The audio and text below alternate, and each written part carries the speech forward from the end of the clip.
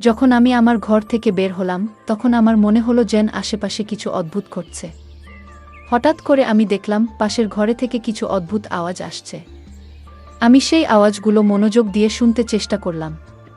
এরপর আমি আস্তে করে দরজার কাছে গিয়ে দাঁড়ালাম এবং কান পেতে শুনতে লাগলাম। হঠাৎ আমি মায়ের গলার শব্দ শুনতে পেলাম। আমার মনে হলো এখানে কিছু একটা ঠিক নেই। আমি ভাবলাম ভেতরে ঠিক কি হচ্ছে সেটা দেখা দরকার। কিন্তু সমস্যা হলো ঘরের দরজা ভেতর থেকে বন্ধ ছিল এবং ঘরে কোনো জানালাও ছিল না। তখন আমার মাথায় একটি বুদ্ধি এলো। আমি আস্তে করে এক চোখ বন্ধ করলাম এবং তালার চাবির ছিদ্র দিয়ে ভেতরে দেখার চেষ্টা করলাম। আমি যা দেখলাম তা আমাকে স্তম্ভিত করে দিল। আমি লক্ষ্য করলাম মা এবং চাচা একসাথে এমন কিছু করছেন যা আমার ধারণার বাইরে ছিল। তারা খুব কাছাকাছি বসেছিলেন, যেন কোনো গোপনীয় বিষয় আলোচনা করছেন। মায়ের চোখে অদ্ভুত এক মায়া আর চাচার মুখে একরকম দুষ্ট হাসি ছিল। এই দৃশ্য দেখে আমার হৃদয় ভারী হয়ে উঠল। আমি ভেতরে ভেতরে অস্বস্তি অনুভব করছিলাম। মায়ের এই রূপ আমি আগে কখনো দেখিনি। আমার মনে হতে লাগলো এরকম কিছু তো আমি কখনো ভাবিনি। কিন্তু কেন জানি না, আমার মনে তখন এক অদ্ভুত অনুভূতি হচ্ছিল। ভেতরে যেন একটা অস্বস্তি কাজ করছিল। এরপর আমার মাথায় এক নতুন চিন্তা এলো। চাচার প্রতি মায়ের আচরণ আমাকে গভীরভাবে নাড়া দিয়েছিল। আমিও তো একদিন চাচার সাথে কিছুটা সময় কাটাতে পারি। এক অদ্ভুত উত্তেজনা আমার হৃদয় ছুঁয়ে গেল। নিজেকে প্রমাণ করার জন্য আমারও তো সুযোগ আসতে পারে। আমি ভেতরে ভেতরে ভাবতে লাগলাম কিভাবে এই কাজটা আমি করব। একদিকে ভয় আর অন্যদিকে অজানা ভাবনা। এই দ্বিধার মাঝে আমি ধীরে ধীরে নিজের পরিকল্পনা তৈরি করতে থাকলাম। গল্পের মজা উপভোগ করুন এবং শুনতে থাকুন আমাদের বাংলা অডিও স্টোরি চ্যানেল। বন্ধুরা, যদি এখনও আমাদের চ্যানেল সাবস্ক্রাইব না করে থাকেন তাহলে দয়া করে এখনই সাবস্ক্রাইব করে নিন। আজ আমি আপনাদের নিজের গল্প বলবো। আমার নাম রাগিনী। আমরা শহরে থাকি। আমাদের ছোট্ট পরিবারে আমি আর আমার মা একসাথে থাকি। তবে 2 বছর আগেও আমাদের পরিবারের অংশ ছিলেন আমার বাবা। একটি মর্মান্তিক গাড়ি দুর্ঘটনায় আমরা বাবাকে চিরদিনের জন্য হারাই। বাবার মৃত্যুর খবর শুনে তার খুব ঘনিষ্ঠ বন্ধু মনোজ চাচা আমাদের দেখতে আসেন। কিছুদিন আমাদের সঙ্গে থেকেও যান। তবে জরুরি কাজের কারণে তাকে ফিরে যেতে হয়। যাওয়ার আগে তিনি আমাদের প্রতিশ্রুতি দিয়েছিলেন যে তিনি সবসময় আমাদের পাশে থাকবেন। আমার বাবার মৃত্যুর পর মনোজ চাচাই ছিলেন একমাত্র ব্যক্তি যিনি আমাদের পরিবারের সঙ্গে গভীরভাবে জড়িয়েছিলেন। ছোটবেলা থেকেই তিনি আমাদের বাড়িতে আসতেন। বাবা মায়ের খুব কাছের বন্ধু ছিলেন। তার সঙ্গে আমাদের সম্পর্ক এতটাই গভীর ছিল যে তিনি শুধুমাত্র বাবার বন্ধু নন, আমাদের পরিবারের একজন সদস্য বলেই মনে হতো। আমি যখন ছোট ছিলাম তখন মনোজ চাচা প্রায়ই আমাদের বাড়িতে আসতেন এবং আমার জন্য চকলেট নিয়ে আসতেন। আমি খুশিতে তার গলায় ঝাঁপিয়ে পড়তাম এবং তার সঙ্গে খেলায় মেতে উঠতাম। তবে এখন আমি 19 বছর বয়সী, বড় হয়ে গেছি। আর সেই শৈশবের খেলা কৌতুক ধীরে ধীরে কমে গেছে। তবুও আজও যখন চাচার সঙ্গে দেখা হয় আমি তাকে আলিঙ্গন করি। বাবার মৃত্যুর পর থেকে মা খুবই একা হয়ে গেছেন। আমি জানি না তিনি আবার আগের মতো সুখী হতে পারবেন কিনা। তবে যখনই চাচা আমাদের বাড়িতে আসেন মায়ের মুখে এক আনন্দ ফুটে ওঠে। এটা দেখে আমার মনে হয় আমি মায়ের দুঃখ কখনো মেনে নিতে পারবো না। আমি সিদ্ধান্ত নিয়েছিলাম মাকে আর কখনো একা বা দুঃখী হতে দেব না। আমার মা এখন 40 বছর বয়সী, কিন্তু তাকে দেখলে 25 বছরের কোনো তরুণীর মতোই লাগে। যখনই আমরা মা মেয়ে একসঙ্গে বাজারে যাই সবাই এমনভাবে তাকায় যেন আমরা 2 বোন। মায়ের সৌন্দর্য আর স্মার্টনেস দেখে অনেকেই অবাক হয়ে যায়। একদিন আমি ভাবছিলাম মায়ের একাকিত্ব দূর করার জন্য এমন কাউকে দরকার যার সঙ্গে মা তার মনের সব কথা বলতে পারবেন। কিন্তু এমন মানুষ কে হতে পারে? আমি অনেক ভেবেও কিছু বুঝে উঠতে পারছিলাম না। ঠিক তখনই আমার মনে হলো কেন না মনোজ চাচার সঙ্গে কথা বলা যায়। আমি কোনো দ্বিধা না করে তাকে ফোন করলাম। প্রথমবার চাচা ফোন ধরেননি, হয়তো কাজের মধ্যে ব্যস্ত ছিলেন। কিন্তু আমি জানতাম তিনি আমাদের সবসময় গুরুত্ব দেন এবং মায়ের সুখের জন্য কিছু করতে পারবেন। আমার ফোন বেজে উঠল। আমি স্ক্রিনে দেখলাম মনোজ চাচার নাম ভেসে উঠছে।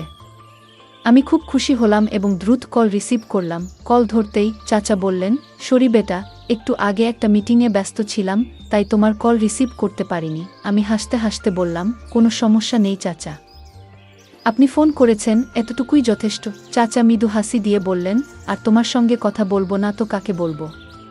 এই পৃথিবীতে তুমিই তো আমার আপন। বন্ধুরা, আপনাদের জানিয়ে রাখি, মনোজ চাচা এখনও বিয়ে করেননি এবং একাই থাকেন।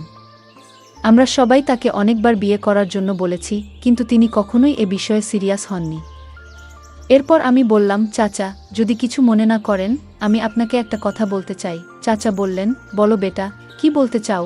আমি বলতে শুরু করলাম, চাচা, বাবা আমাদের ছেড়ে যাওয়ার পর থেকে মা খুবই একা হয়ে গেছেন। তিনি কারো সঙ্গে ঠিকমতো কথা বলেন না, খাওয়া দাওয়া ভালোভাবে করেন না। আপনি কি কিছুদিনের জন্য আমাদের সঙ্গে থাকতে পারেন? চাচা কিছুক্ষণ চুপ করে রইলেন। তারপর বললেন, কেন নয়? আমি যেমন আমার বাড়ি থেকে অফিস যাই, তেমন তোমাদের বাড়ি থেকেও যেতে পারবো। এটা বলার কি আছে? আমি আনন্দে অভিভূত হয়ে ফোনটা রেখে দিলাম। খাবার খেতে আমরা টেবিলে বসেছিলাম। তখনই দরজায় কড়া পড়ল। আমি দৌড়ে গিয়ে দরজা খুললাম। সামনে মনোজ চাচা দাঁড়িয়েছিলেন। মা তখনও চুপচাপ টেবিলের পাশে বসেছিলেন। চাচা মায়ের দিকে তাকালেন, কিন্তু মা তার দিকে একবারও দেখলেন না। এরপর চাচা নিজের ঠোঁটের উপর আঙুল রেখে আমাকে চুপ থাকার ইশারা করলেন।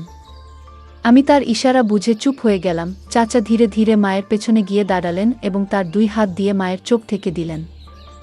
মা আস্তে আস্তে চোখ খোলার চেষ্টা করছিলেন। তাকে এইভাবে চেষ্টা করতে দেখে মনোজ চাচা হেসে বললেন, বলতো কে? আমাকে চিনতে পারো? মা মুহূর্তেই চাচার গলার স্বর চিনতে পারলেন এবং বললেন, মনোজদা। দাদা, আপনি কখন এলেন? চাচা মায়ের চোখ থেকে হাত সরিয়ে বললেন, আমি তখনই এসেছি যখন দেখলাম তুমি মন খারাপ করে বসে আছো। আমি লক্ষ্য করছিলাম চাচার উপস্থিতিতে মা কতটা খুশি হয়ে উঠেছেন। তার মুখে যেন এক অদ্ভুত প্রশান্তি এসেছে, যেন সমস্ত টেনশন মুছে গেছে। তখন চাচা বললেন, মমতা, এবার থেকে আমি সবসময় তোমাদের সঙ্গেই থাকব, আর কখনো তোমাদের ছেড়ে যাব না। বন্ধুকে একা রেখে তার কষ্ট দেখার মতো মানুষ আমি নই। বন্ধুত্বের ঋণ তো বন্ধু শোধ করবেই।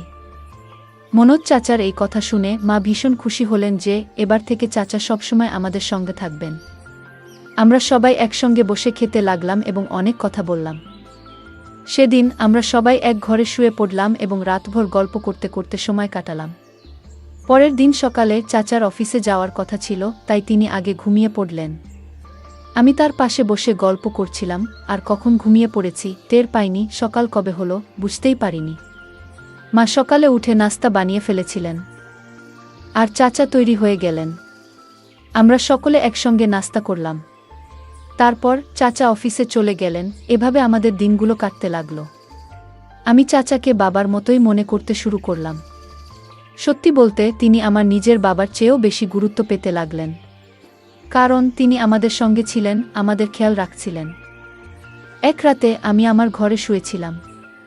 হঠাৎ খুব খারাপ একটি স্বপ্ন দেখলাম। সেই স্বপ্নে আমার বাবাও ছিলেন। আমি ভীষণ ভয় পেয়ে ঘুম থেকে উঠে পড়লাম।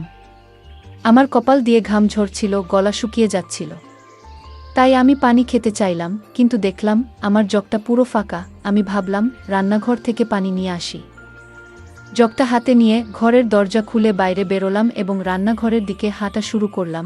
রাতে আমি পানির জন্য রান্নাঘরে যাচ্ছিলাম। মায়ের ঘর আমার পাশেই ছিল এবং তারপরে মনোজ চাচার ঘর।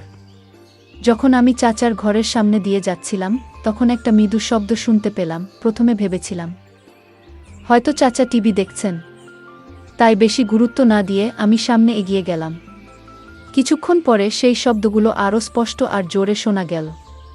এবার আমার কৌতূহল জাগল। চাচার ঘরের সামনে এসে আমি দাঁড়িয়ে পড়লাম। ভালো করে শোনার চেষ্টা করতেই বুঝতে পারলাম মা যেন কিছু বলছেন।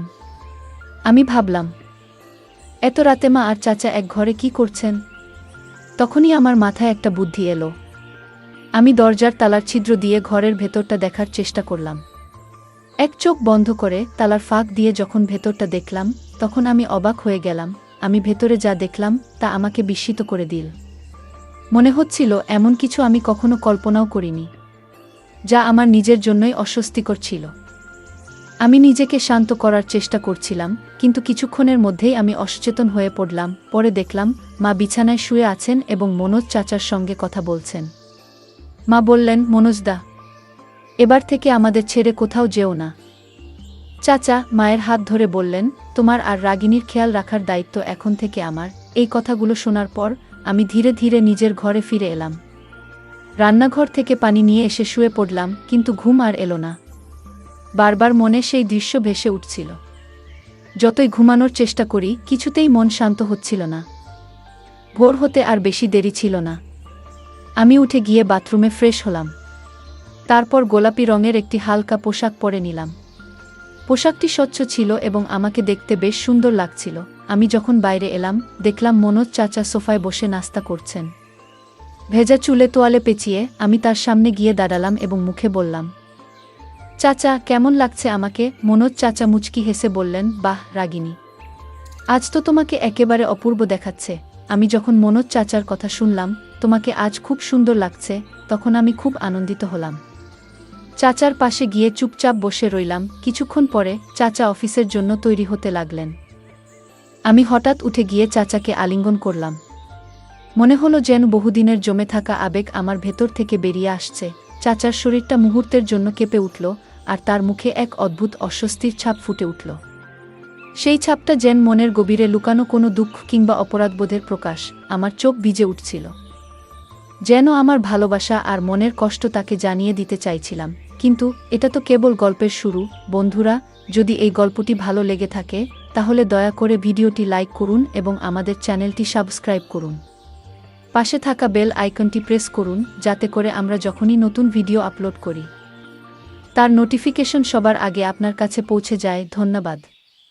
দেখা হবে আমাদের পরবর্তী ভিডিওতে।